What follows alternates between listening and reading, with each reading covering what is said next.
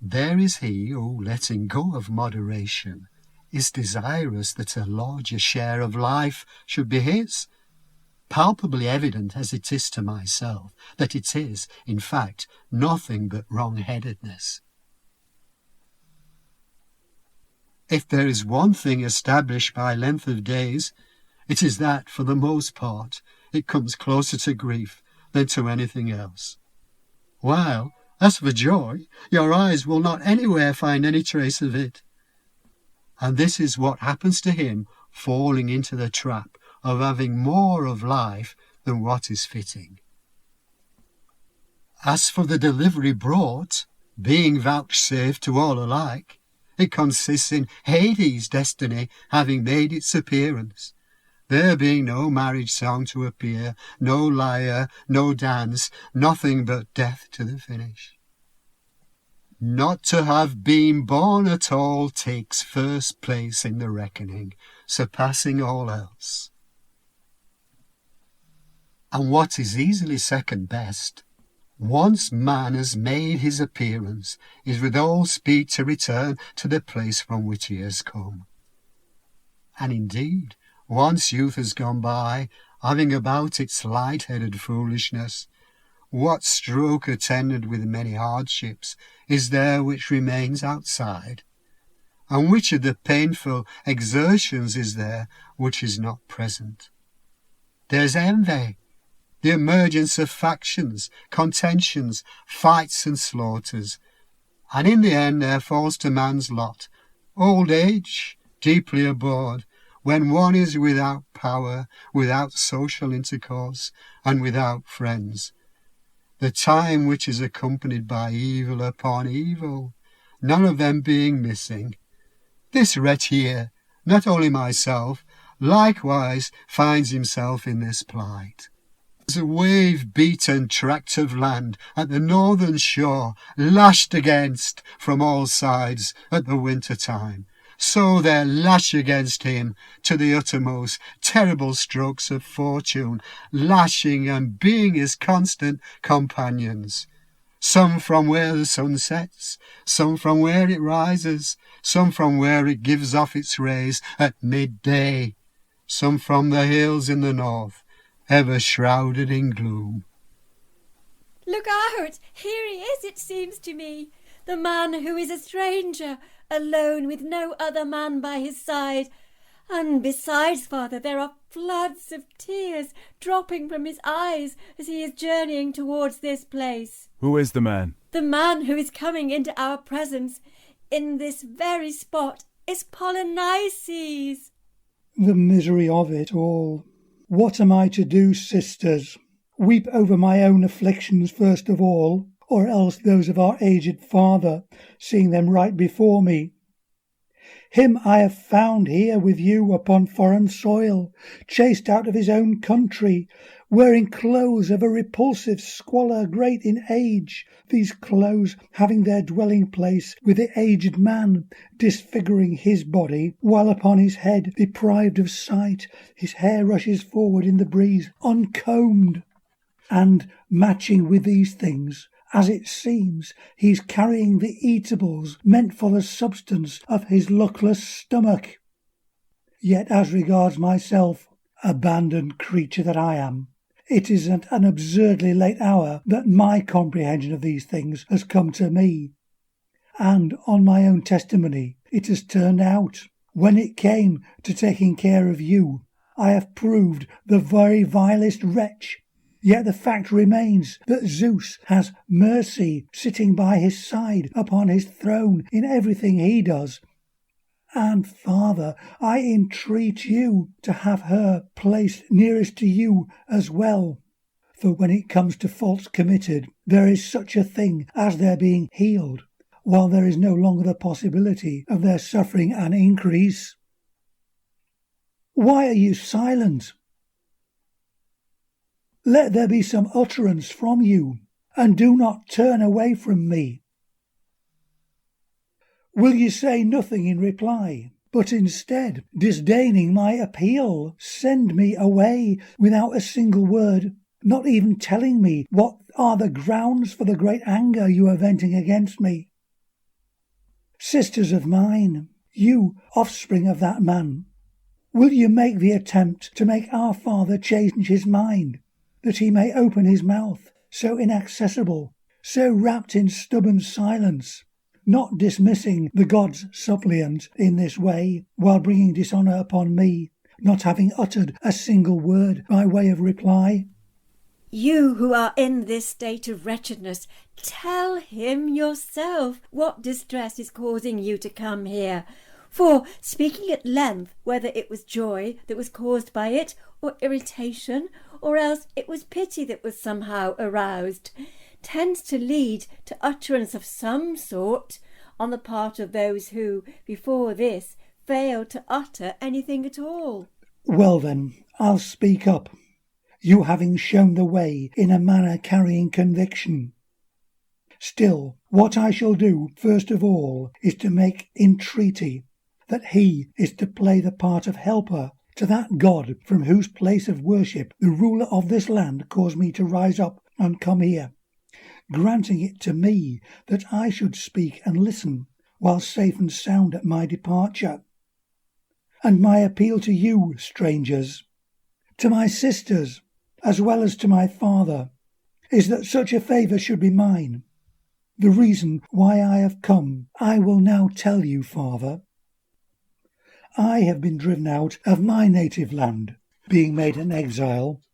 What happened was that I made the claim that, being the eldest, I was to be made occupant of your throne in which sovereign power is embodied.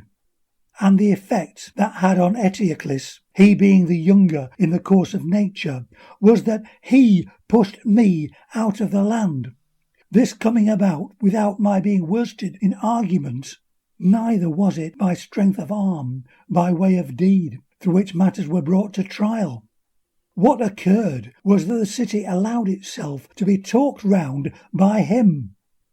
And as regards myself, I am of the opinion that the curse resting upon your house is the main reason why things have gone this way.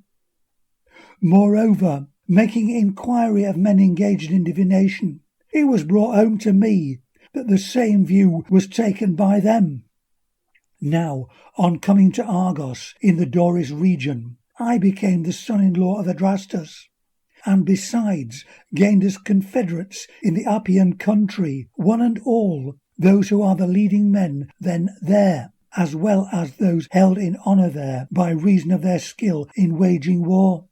What I had in mind was that in raising against Thebes with these men at my side an expedition consisting of 7 bodies of spearing men, I might either suffer death in pursuit of my cause, just in every way, or else drive from the country the perpetrators of the deed. Well, let this matter rest. Still, there is the reason why, in the wide world, I have now turned up here. The reason, father, is that I have come equipped with suppliant prayers on my own behalf, as well as that of my associates, who at the present time, with their 7 detachments and the 7 spears appertaining to these, have placed themselves round the Theban plain in its entirety. Of their number is spear-hurling Amphiaraus, excelling in the power he exerts in throwing spears, excelling in the power of interpreting the path taken by the birds. Second, there is Tydeus, Enos's son, who hails from Aetolia. Thirdly, there is Eteocles, who is of Argive birth. The 4th, Hippomedon by name, has been sent by his father Talaus, while the 5th, Capaneus, makes the boast that Thebes will be razed to the ground by him through fire. The 6th, Parthenopaeus, comes from Arcadia, a loyal man, taking his name from her who brought him forth, his mother Atalanta, she who in time gone by made for a long time the choice to stay unmarried. As for myself, I am yours, and if I am not yours, but the offspring of an evil fate, still people call me your son, and what I am commissioned to do is to lead the fearless Argive army against Thebes. in the name of these children and your soul, we all approach you as suppliants, making entreaty that you should extinguish your fierce anger, as I go forth for the purpose of paying back that man, my brother, who has pushed me out and robbed me of my native land. For this is how matters stand.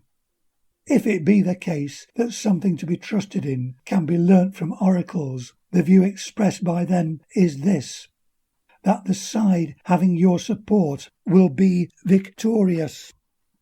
Well then, invoking the fountains of our native land, as well as the gods who bear rule there, I implore you to do my bidding, and to yield to me, taking into account that I and those with me are beggars and are exiles, and so are you.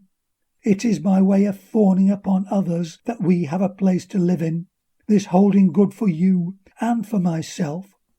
What has fallen to our lot being the same evil fate? And against this, he who bears rule at home, oh woe is me, makes mock of both of us while wallowing in luxury.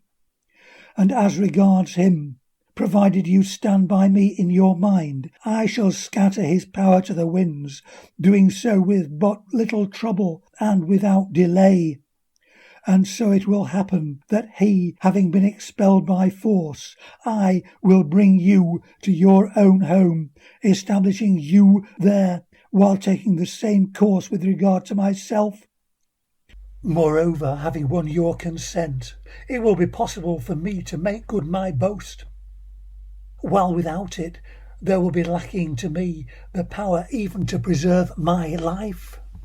What you should do, Oedipus, is this, that for the sake of him who has made him come here, you should first tell the man what course you think advisable, and having done so, send him back again. All very well, you men. Yet unless the ruler of this land, Theseus, had sent him, he would on no account have heard anything, not even the tone of my voice. But as it is, he will, having been deemed worthy, not make his departure here without first having heard things which fail to bring him any pleasure at any time throughout his life. You, worst of scoundrels, at the time when sceptre and throne was yours, which now your brother at Thebes has in his possession, you caused me, your own father, to become an exile, wearing such clothes as these, over which you shed tears as you behold them, doing so on the ground that you have fallen into the same trouble and that your fate is similar to mine. However, it is not these deserve to be lamented over, but that I shall, throughout my life, have to bear the memory of you as committing the murderous deed. It is you who caused me to make acquaintance with this distress. It is you who pushed me out. You are the cause of my wandering from place to place, having to ask others day by day for the bread needed by me for the sustenance of life. Unless I had become the father of these girls, there looking after my well-being, I should have died for all the part you have played. As it is these who are my preservers, who look after my well-being. They who are men, not women, when it comes to labouring on my behalf. But as regards you two, you are somebody else's offspring and not mine. And so it is that the avenging deity, not as yet but soon enough, will be looking on, as soon as this body of troops will be moving against Thebes, there being no possibility of your reducing that city to ruins. No, what will happen is that first of all, you will be falling to the ground sullied by blood. And as for your brother, the very same fate will be befalling him. Curses to this effect I have at a time before this been giving utterance to. And what I'm doing now is call upon them to join me as allies. The lesson you are to be taught being this, that you may learn to honour those who have given you life, and that though you be the offspring of a blind father such as this, you should do nothing to dishonour him, these two girls having done none of that.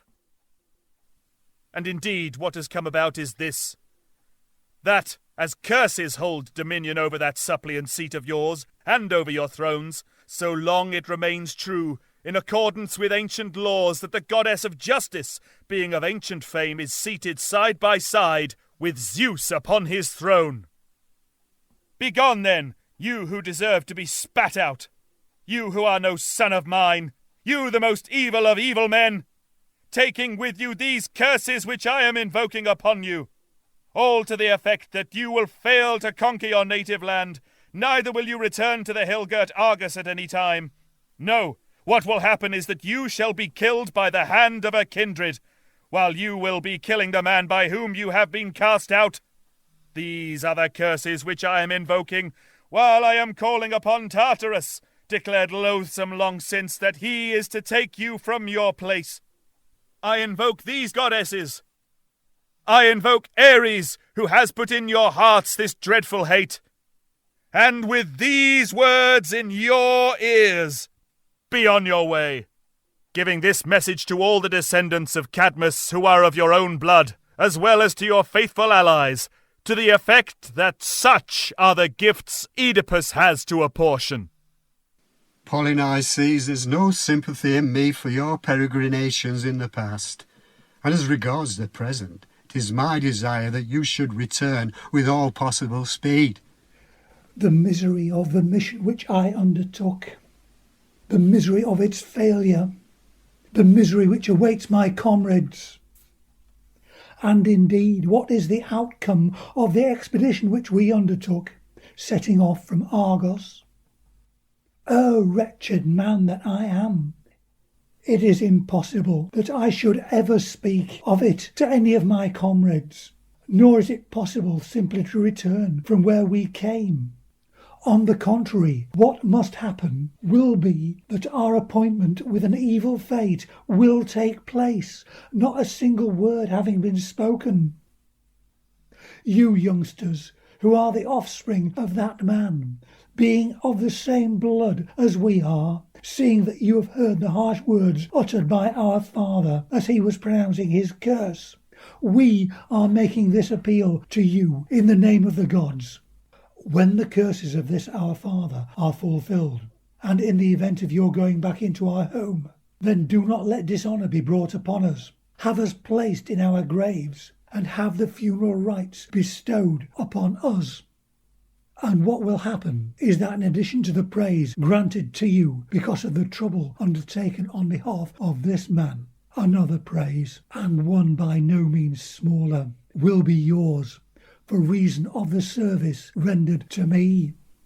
I implore you, Polyneices, to do my bidding in a certain manner. Dearest Antigone, what is it that you have in mind? Lead back to Argos, and that as soon as possible, the army under your command, and make sure that you do not bring ruin upon yourself and upon your native land. But there is no possibility of this. How indeed could I, having shown fear on one occasion, play the part of leader of one and the same army? On the other hand, dearest, is there any point in your persevering in your indignation? And what advantage is there to be gained by your bringing destruction upon your native country? Flight is a thing that brings dishonour. Further, it is intolerable that being the eldest I should in this way be made mock of by my brother. Do you not realise how you fulfil yourself his prophecies by acting thus, establishing their correctness, seeing that what he makes mention of is the death of both of you? That is indeed what he is desirous of, the duty falling upon me, being that I should not yield. Wretched woman that I am! Indeed, is there anyone who, having heard what kind of prophecy it was which he uttered, will venture to agree with you? I myself shall refrain from bringing into the open any matters that bode ill.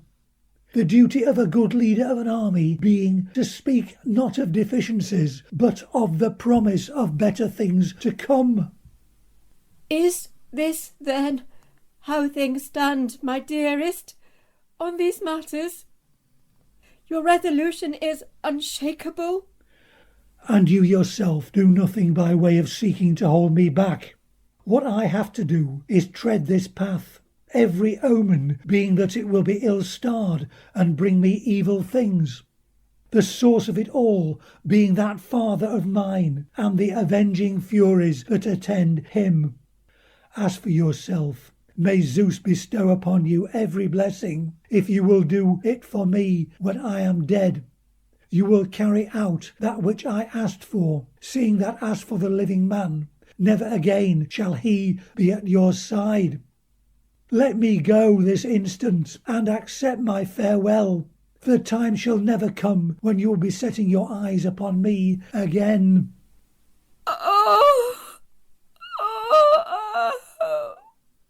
Wretched creature that I am!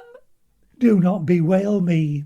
But, dearest brother, how could anyone fail to utter groans on your behalf when they are watching you walk right into the arms of death?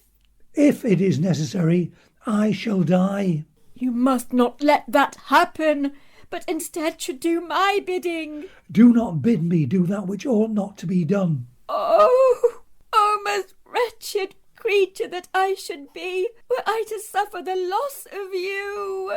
Whether one thing happens or another is in the hands of destiny. Still, as regards the two of you, my prayer to the gods on your behalf is this, that you should not at any time encounter evil things.